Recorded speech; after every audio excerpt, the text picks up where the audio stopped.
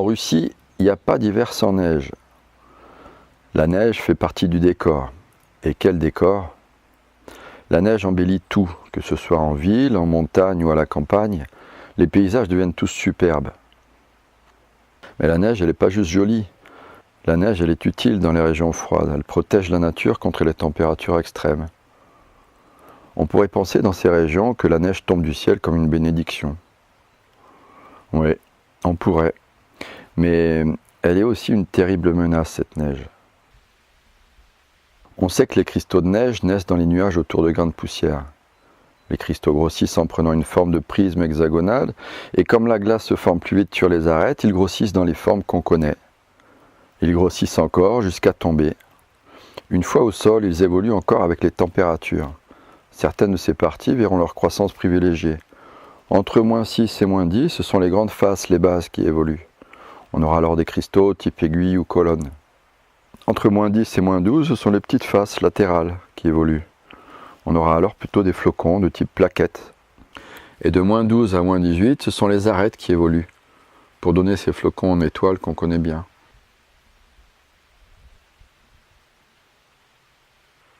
Ça, c'est la naissance d'un flocon de neige au microscope. Ça se passe de commentaires. La neige a une masse volumique au pire proche de la masse volumique du liège. Alors quand le sol est recouvert de son manteau de neige, eh bien thermiquement c'est comme si tout le paysage était recouvert d'une couche de liège. La neige est un isolant très efficace puisqu'elle est pleine d'air. Quand la température extérieure est de -40, alors la température du sol sous la neige est seulement de -10. Mais voilà, cette neige recouvre aussi la région polaire. Et paradoxalement, la propriété isolante de la neige pose un gros problème dans ces régions où se situe le permafrost. Le permafrost, c'est cette couche de terre proche du cercle polaire qui reste gelée toute l'année, depuis des milliers d'années.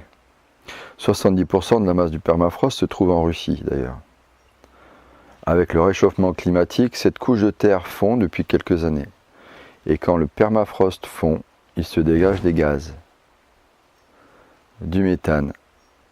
Allez, un petit ralenti. Le permafrost, il dégage aussi du CO2, et dans une telle quantité qu'il faudra brûler toutes les forêts de la planète 2 fois pour avoir une quantité équivalente de CO2. Alors autant dire que ça va rapidement accélérer le réchauffement de la planète. Et le thermomètre, il va grimper vite fait de 10 degrés. Bon, il ne fera pas chaud l'hiver en Russie, faut pas rêver quand même.